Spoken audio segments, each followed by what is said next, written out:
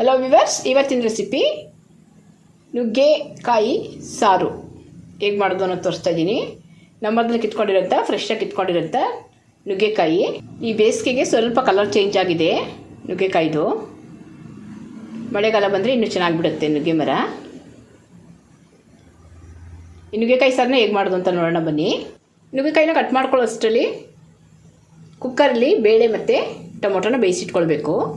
ಒಂದು ಕುಕ್ಕರಲ್ಲಿ ನೀರು ಇಟ್ಕೊಂಡಿದ್ದೀನಿ. ಬೇಳೆ ಒಂದು ಬಟ್ಲಷ್ಟು.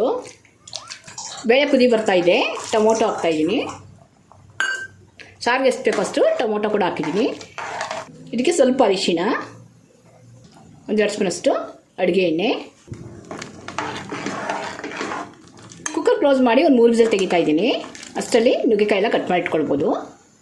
ಬೇಳೆ ಒಂದು 3 ವಿಸಲ್ ಬರೋಷ್ಟರಲ್ಲಿ ನುಗ್ಗೆಕಾಯಿ ಕೂಡ ಕಟ್ ಮಾಡಿ ಇಟ್ಕೊಳ್ಬೋದು. ಈ ಥರ ಸಿಪ್ಪೆ ತೆಗೆದಿಟ್ಕೊಳ್ಬೇಕು. ಈ ಥರ ಕಟ್ ಮಾಡ್ಕೊಳ್ಬೇಕು ನುಗ್ಗೆಕಾಯಿನ.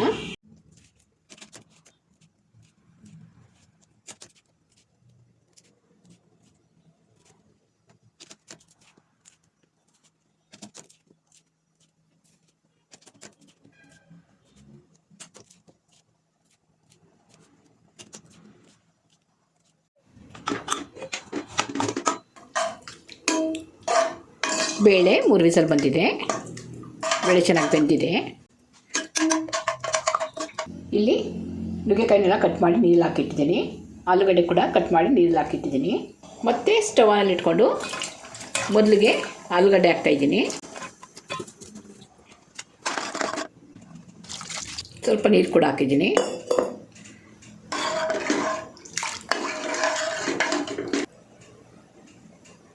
ಬೇಳೆ ಸಾಂಬಾರು ಪುಡಿ, ಸಾರಿಗೆ ಎಷ್ಟು ಬೇಕೋ ಅಷ್ಟು ಬೇಳೆ ಸಾರಿನ ಪುಡಿ ಹಾಕಿದ್ದೀನಿ. ಸ್ವಲ್ಪ ಮಿಕ್ಸ್ ಮಾಡಿ ನೋಡಿ, ಸಾಕಾಗಲ್ಲ ಅಂದರೆ ಇನ್ನು ಸ್ವಲ್ಪ ಹಾಕ್ಕೊಳ್ಬೋದು. ರುಚಿಗೆ ತಕ್ಕಷ್ಟು ಉಪ್ಪು.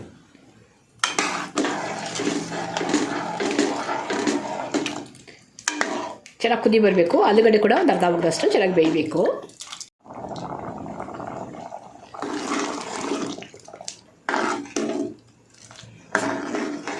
ಆಲೂಗಡ್ಡೆ ಸ್ವಲ್ಪ ಭಾಗದಷ್ಟು ಬೆಂದಿದೆ. ಈಗ ನುಗ್ಗೆಕಾಯಿ ಹಾಕ್ತಾಯಿದ್ದೀನಿ.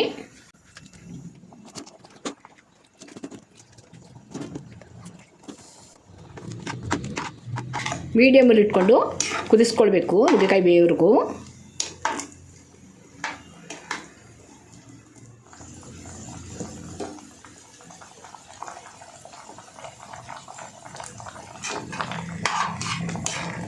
ನುಗ್ಗೆಕಾಯಿ ಕೂಡ 4-5 ನಿಮಿಷದ ಕಾಲ ಬೆಂದಿದೆ ಸಾರಲ್ಲಿ. ತೆಂಗಿನ ತುರಿ ಹಾಕ್ತಾಯಿದ್ದೀನಿ. ಸ್ವಲ್ಪ ಸಾರಿಗೆ ಎಷ್ಟು ಬೇಕೋ ಅಷ್ಟು ತೆಂಗಿನ ತುರಿ.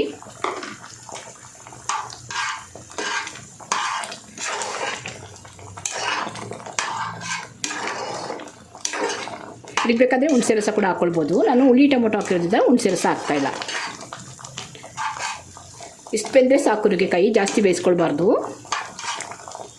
ಈ ನುಗ್ಗೆಕಾಯಿ ಸಾರಿಗೆ ಒಗ್ಗರಣೆಗೆ 1 ಸ್ಪೂನಷ್ಟು ಎಣ್ಣೆ, ಸಾಸಿವೆ, ಸ್ವಲ್ಪ ಜೀರಿಗೆ, ನಾಟಿ ಈರುಳ್ಳಿ, ಕರಿಬೇವು ಮತ್ತು ಒಣಮೆಣಸಿನಕಾಯಿ, ಸ್ವಲ್ಪ ಹಿಂಗೆ ಹಾಕ್ತಾಯಿದ್ದೀನಿ. ಒಗ್ಗರಣೆ ರೆಡಿಯಾಗಿದೆ. ಈಗ ಸ್ಟವ್ ಆಫ್ ಮಾಡಿ ಮಾಡಿಟ್ಕೊಂಡಿರೋಂಥ ಒಗ್ಗರಣೆ ಹಾಕ್ತಾಯಿದ್ದೀನಿ.